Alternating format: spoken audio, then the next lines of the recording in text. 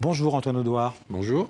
Merci d'être avec nous. Vous racontez dans un livre l'accident vasculaire cérébral, le coup, comme vous l'appelez, qui vous a frappé sans préavis. C'était le 28 juin 2012, ce qu'on appelle pudiquement un AVC. Ce jour-là, vous êtes passé à quelques millimètres de la mort, mais vous avez eu droit, c'est vous qui le dites, à une partie gratuite. C'est le titre plein d'humour d'un livre qui n'en manque pas, malgré la gravité du sujet. Et c'est aux éditions Robert Laffont, bien sûr un éditeur dont vous aviez été le directeur général. Alors, 28 juin 2012, ça fera bientôt 6 ans aujourd'hui. Comment allez-vous, Antoine Audouard? Je vais avoir 6 ans, ce qui me ravit. J'espère ne pas atteindre l'âge de raison. On ne sait pas. Vous fêtez deux anniversaires alors depuis Ouais. lors. Mon préféré est celui-ci. Je garde aussi l'autre, Ouais. plus parce que c'est l'anniversaire du premier baiser échangé avec ma femme. Et donc cet AVC, ce coup, vous l'appelez le coup, il vous avait paralysé le côté gauche. Il m'a paralysé le côté gauche du corps et supprimé le côté gauche du monde. Ouais. Je voyais plus rien à gauche. J'allais tout à droite, Ouais. ce qui est contrariant quand on est un démocrate. Avant votre AVC, vous pensiez être en bonne santé, il n'y avait eu aucun signe avant-coureur. J'étais juste un peu fatigué, mais j'écoutais pas. Ça, c'est un truc là, ça m'a appris. Maintenant, quand mon corps m'envoie quelques signaux, Ouais. j'essaie d'en tenir compte. Alors, on va en parler avec vous, mais je voudrais d'abord qu'on écoute un spécialiste, un médecin de l'hôpital de la Salpêtrière à Paris, qui va nous rappeler brièvement ce qu'est un AVC. On regarde ensemble.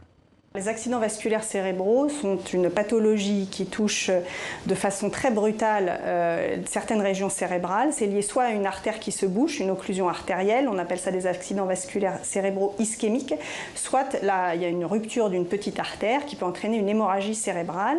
Les plus fréquents sont les accidents ischémiques, ça touche 80% en fait de tous les accidents vasculaires cérébraux.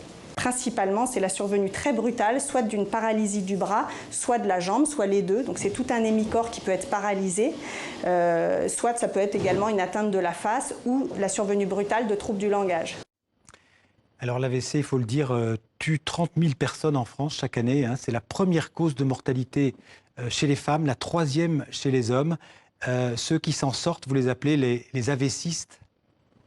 C'est vrai qu'on a les VTTistes, les CGTistes, pourquoi pas les AVCistes? Ça pourrait marcher. Ouais.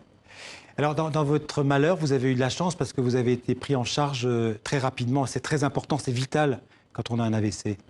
J'ai eu beaucoup de chance. Je n'ai pas choisi l'endroit de Paris où je vis à cause de ça. Je ne savais pas que j'étais à 5 minutes en ambulance d'un des meilleurs services d'urgence neurologique, avec celui de la Pitié qui est un peu long. Moi c'est Lariboisière. Voilà. Donc, les gens de Lariboisière m'ont sauvé la vie. L'hôpital Lariboisière, vous l'appelez Larib, hein, Ouais. c'est presque un personnage de votre livre. Il y a Larib et Fernancé. Voilà, c'est Qui est Fernand Vidal. L'établissement jumeau, celui qui est de l'autre côté de la gare du Nord. Celui où on va quand on n'est pas mort. Et donc vous avez eu de la chance parce que 80% des AVC du type que vous avez eu, Dissection carotidienne. ouais, ce sont souvent, dans 80% des cas, des AVC mortels. Oui. Pourquoi ou pour qui avez-vous écrit ce livre qui a été, il faut le dire, entièrement écrit avec un seul doigt? Vous exagérez, il y a au moins 3 lettres que j'ai réussi à écrire de l'index gauche, en le tenant très très fort. Ouais. Vas-y mon chéri. Mais sinon, vous avez tout écrit de l'index de la main droite. Ce qui oblige à écrire plus doucement. Comme d'une façon générale, par la force des choses et de plus en plus par choix, ma vie s'est pas mal ralentie, y compris mon élocution. Oui, Un index, ça oblige à écrire doucement. d'accord. Et vous l'avez écrit pour qui ce livre? Pour vous Au d'abord? départ pour moi, tout simplement. Ouais. Pour le plaisir de retrouver quelques moments, les considérer avec la distance de quelques mois, quelques années. Et maintenant qu'il est sorti, que je commence à recevoir pas mal de témoignages, que ce soit de soignants ou d'AVCistes, je me rends compte, sans le savoir, je l'écris pour les autres aussi. Ouais. Pour les sortir d'une forme de solitude, parfois de souffrance, j'ai pu constater vivre à l'hôpital, qui peut être atroce. J'essaie de porter dessus un regard bienveillant et souriant, parce que c'est mon état, quand j'ouvre les yeux le matin, c'est plutôt la façon dont je regarde le monde. Ouais. Une sorte d'étonnement joyeux d'être en vie et d'envie de le partager. Oui, parce que vous dites que parfois l'hôpital, c'est fantastique. Vous avez fait des rencontres, il y en a plein dans le livre. Vous avez rencontré des médecins, vous rendez hommage aux kinés, aux aides-soignantes, aux ergothérapeutes, aux orthophonistes. Mais c'est aussi un lieu de solitude. C'est vrai qu'il y a un nombre de gens que personne ne vient jamais voir. On se demande même comment ils font pour leur linge, qui dit quelque chose sur la société dans laquelle on vit, ouais. Qui à la fois été extraordinaire, parce que c'est vrai qu'il y a des inégalités sociales. Il y a des gens qui ont la chance, comme moi, qui vivent dans des endroits agréables, qui ont un réseau amical, qui ont des revenus corrects. Mm-hmm. Il y a aussi beaucoup de misère, mais à l'hôpital, je ne dirais pas que ça ne se voit pas, mais au moins on a tous les mêmes soins. Mm-hmm. D'ailleurs, il n'y a pas une sorte de priorité. Vas-y, tu as besoin d'un médicament, apporte les sous. Vous voulez rendre hommage, en fait, d'une certaine manière, à l'hôpital français? À la fois aux gens et au système. Ouais. On le critique beaucoup, d'ailleurs, il n'est pas parfait, mais je trouve que c'est un système extraordinaire. Ouais. Je pense que si ça m'était arrivé aux États-Unis, à supposer que je sois en vie, je serais ruiné. J'aurais dû vendre mes biens pour payer ma rééducation. Alors qu'ici, l'État a tout pris en charge. Un matin, je raconte dans le livre, j'ai vu arriver. La Sécu nous envoie de temps en temps un relevé des dépenses qui ont été payées pour nous par la communauté. Ouais. J'ai vu la somme, c'était effrayant, et j'avais rien payé. Là, j'ai pleuré de reconnaissance. Ouais. Je me suis pas dit, tu as cotisé pendant presque 40 ans, c'est normal. J'ai pas trouvé ça normal du tout. Je trouve ça magique. Je continue à trouver ça magique. Ouais. Si on peut collectivement continuer à faire cet effort, je trouve ça encore plus magique. Ouais. Vous parlez des médecins, des kinés, je disais des aides-soignantes, tous ces gens qui ne comptent pas leurs heures, qui travaillent dans des conditions parfois très difficiles. Oui. Et d'ailleurs, une des choses qui m'ont fait plaisir, quand le livre est sorti, je remplis mon sac à dos d'un certain nombre d'exemplaires. J'ai été les donner à l'hôpital aux gens qui m'avaient aidé, qui souvent n'avaient pas bougé. Même quand ils avaient bougé, j'en ai retrouvé la plupart.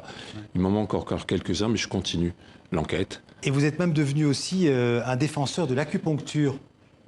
Parce que l'acupuncture, elle a parfois un peu mauvaise presse en France. On la considère un peu comme une médecine secondaire ou même pas du tout comme une médecine. Et en fait, elle vous a soulagé de la douleur très souvent.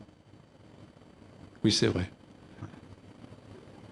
Je pense que le système est en train d'évoluer. Il y a une ouverture qui se fait maintenant, qui certainement, il y a 15 ans, n'existait pas, en tout cas en France. Peut-être d'autres pays d'Europe ou au Canada notamment. Une ouverture à d'autres thérapies qui sont utiles. On ne sait pas toujours comment ça marche. Je crois que les médecins traditionnels occidentaux considèrent que la médecine chinoise, c'est un truc, on ne sait pas comment ça fonctionne. En tout cas, ça ne fonctionne pas selon leur schéma. Ouais. Mais je peux témoigner que sur un certain nombre de choses, j'avais mal, on me disait ça passera, vous inquiétez pas, c'est dans le cerveau. Et l'acupuncture m'a aidé, alors que de l'autre côté, on me proposait, si ça devenait trop douloureux, de la cortisone. Ouais. Alors, vous avez été en Inde aussi pendant votre convalescence. Les Indiens, ils ont des traitements efficaces pour l'après-AVC? Je crois que dans les progrès lents, modestes, mais réguliers que je fais, les séjours en Inde m'ont aidé et continuent à m'aider. Qu'est-ce que l'Inde vous a donné dans ces traitements? En dehors du ralentissement, parce que vu qu'il n'y a rien à faire, on le fait tout doucement. La promenade qu'on fait le matin dans le parc, on la fait 2 à l'heure. Oui. Adieu le jogging. Les massages. Tranquille. Les massages, ouais. Qui ne sont pas des trucs tels que je me les représentais avant. En Inde, les hommes massent les hommes et les femmes massent les femmes. Ouais. Donc les hommes, ils sont costauds, ils vous tordent, ils vous tapent très gentiment. Tout en demandant de temps en temps si ça fait vraiment trop mal.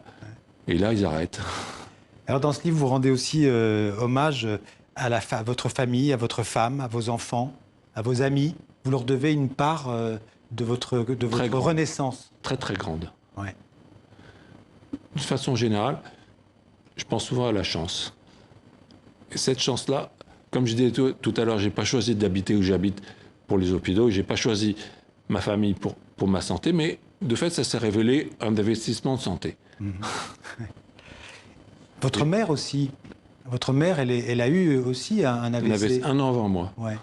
Il y aurait une forme d'hérédité dans l'AVC, vous pensez? Je sais pas. J'ai pas d'idée sur le sujet. Ouais.